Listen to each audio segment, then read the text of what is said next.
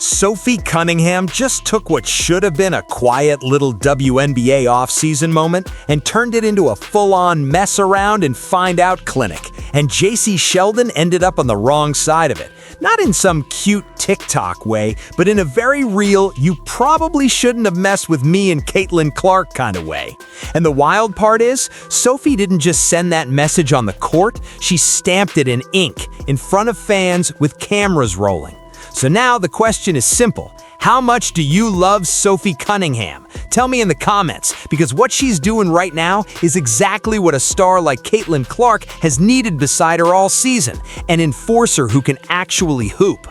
Let's start with the obvious reality nobody should be sugarcoating anymore. When you're teammates with Caitlin Clark, the WNBA's attendance machine, ratings magnet, arena mover, record breaker, you know what's coming. She's the one selling out buildings, pushing games into NBA arenas, and dragging casual fans into the league by the millions. That kind of spotlight doesn't just bring applause, it brings targets. And we've seen it over and over. Extra bumps away from the ball, hip checks that come out of nowhere, hard fouls that always seem to just happen to land on the same player. Some players rise to the level of competition, others try to build their reputation by taking shots at the one everyone's watching. If you're Caitlin's teammate in that environment, you really only have two choices. You can stand there, hope the refs finally blow the whistle and protect her, or you can make it clear that if the officials won't send the message, you will. Sophie chose door number 2, and she didn't think twice.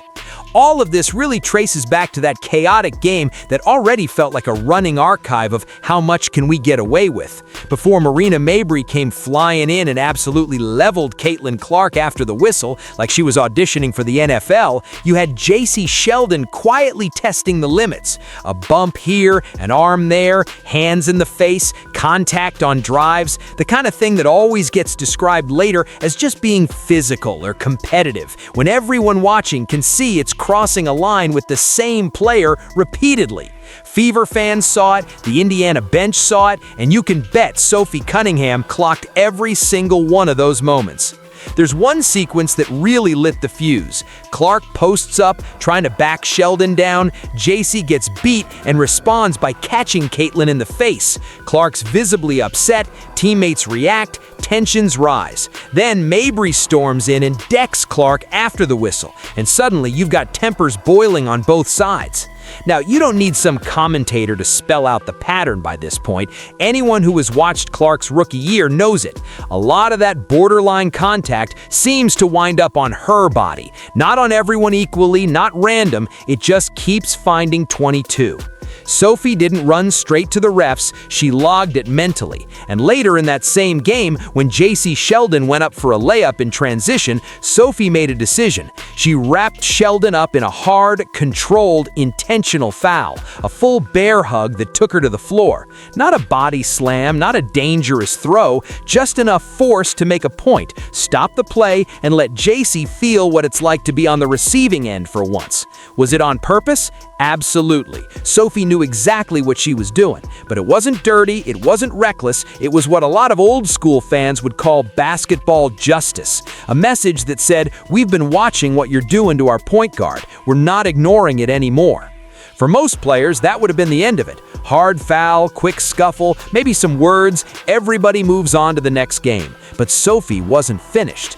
Fast forward to a Fever fan event. No scoreboard, no whistles, no heat-of-the-moment excuses. Just tables, autograph lines, kids, collectors, and players with Sharpies. Sophie's in full fan mode, smiling, taking pictures, signing jerseys and cards. Then a fan steps up and slides something interesting across the table. A Jacy Sheldon rookie card.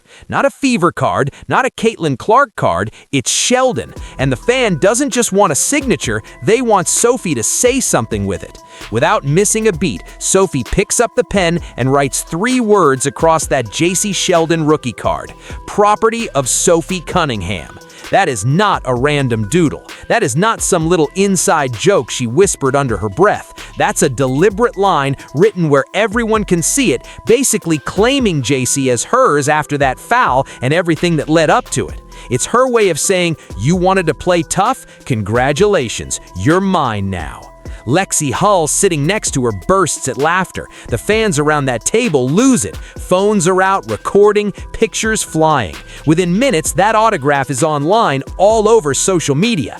It had everything: rivalry, humor, a bit of pettiness, and most importantly, a teammate publicly backing up Caitlin Clark in a way that didn't need a press release or a PR-approved soundbite. It was real, raw personality. And then came the part that really separates Sophie from a lot of players. She didn't backpedal. No, guys, it was just a joke video. No long explanation thread. No notes app statement trying to smooth things over. She owned it. She let it live because she meant it. That's what makes her such a perfect enforcer for Caitlin.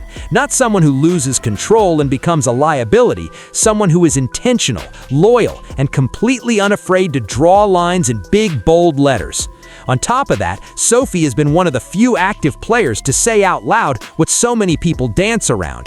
Caitlin Clark is the face of this league right now. She has literally sat there and said it bothers her when people try to argue otherwise or pretend the WNBA would be in the same place without Clark's impact. She doesn't hide it. She calls that kind of denial what it is: nonsense. And she's right. You can say you love or hate the hype, but the facts don't change. Attendance is up because of Clark. Ratings are up. Merchandise is through the roof. And what Sophie's doing is exactly what smart teammates do. Instead of being jealous of that spotlight, she's standing beside it, defending it, and benefiting from it. And she's not ashamed to admit that everyone in the league is making money and getting exposure off the wave Caitlin helped create. What makes this even better is that Sophie isn't just out there as some one-dimensional tough girl trying to stay relevant through drama. She's producing. Since stepping into a bigger role in Indiana, she's been drilling threes, putting up double-digit scoring nights, and giving the Fever real spacing. We've seen 15, 18, 20-point performances where she's not just talking, she's helping them win. That combination, real production and real edge, is why fans have grabbed onto her so quickly. The Black Belt Barbie nickname fits perfectly. She's got that all-American, marketable look, but she's also literally trained to fight and plays with that same intensity. She'll smile in warm-ups, joke with fans, then turn around and set the tone physically the second someone takes a cheap shot at her teammate. And the autograph, property of Sophie Cunningham, became an instant meme. Fever fans loved it. Clark's massive fan base saved it, reposted it, used it as profile pictures.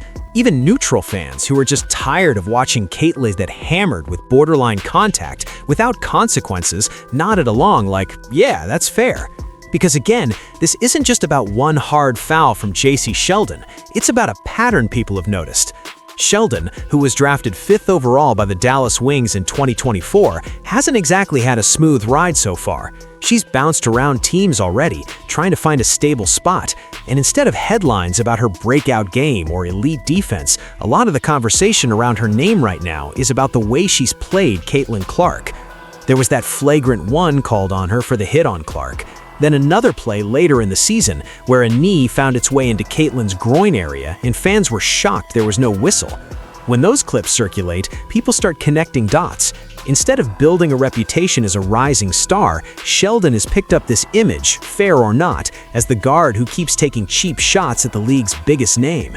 And then Sophie comes along, wraps her up on a drive, sends her to the floor, and later signs her rookie card as her property. For a lot of fans, that sealed the dynamic. You poke the main attraction, you're gonna draw fire from the people around her. To be clear, Sophie herself has admitted that foul on Sheldon was intentional. She's talked about how the officials weren't calling things earlier in the game that probably should have gotten someone tossed. She's joked that her leash with the refs isn't even a leash anymore, it's like somebody holding a collar. She shared how, with under a minute left, Sheldon stole the ball, and Sophie told herself to just let it go, not foul, the Fever were up. And then she had that last-second intrusive thought, forget it, and she took the foul. That kind of unfiltered honesty makes people like her even more because she's not dressing it up. She's telling you exactly how the play processed in her mind. When that foul happened, Sheldon popped up ready to go. There was pushing and jawing, and suddenly both teams were in it. Bodies near the sideline, fans right there. It easily could have turned ugly, but it didn't escalate into anything more serious. It was a flashpoint, a reset.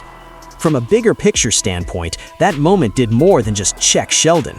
It told the rest of the league something important. If you keep targeting Caitlin Clark, Indiana is not just going to stand and complain, there will be pushback. And again, this is normal in every other major sport. Michael Jordan had enforcers, Steph has Draymond. In hockey, guys like Wayne Gretzky always had someone whose job it was to make sure opponents thought twice before taking liberties. The difference here is that Sophie Cunningham isn't just an enforcer type who can't really play. She's a legit rotation piece, a starter at times, someone you game plan for because of her shooting and energy.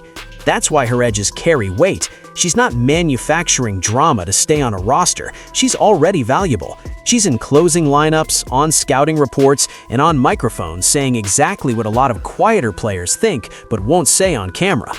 At the same time, her support of Caitlin isn't just physical. She's talked openly about how ridiculous it is that some people in the league seem jealous of Clark's rise, when this is what everyone claimed they wanted for women's basketball: more attention, more coverage, bigger crowds. Her attitude is basically, who cares who gets the credit? If you're smart, you're making money off this. And that's what fans are responding to: authenticity. You know exactly where Sophie stands. She's not pretending to be neutral. She's not hiding behind cliches. She's with Caitlin. She's with her team. She's with the growth of the league, even if it means admitting one player is carrying more of that load right now than anyone else. Looking ahead, you already know this rivalry isn't going anywhere. The next time Indiana faces Jacy Sheldon's team, cameras are going to be locked in. Every bump, every screen, every possession where those two are involved is going to have extra meaning. Sheldon now knows that if she crosses that line again, someone is waiting for her. And honestly, that might be the best outcome.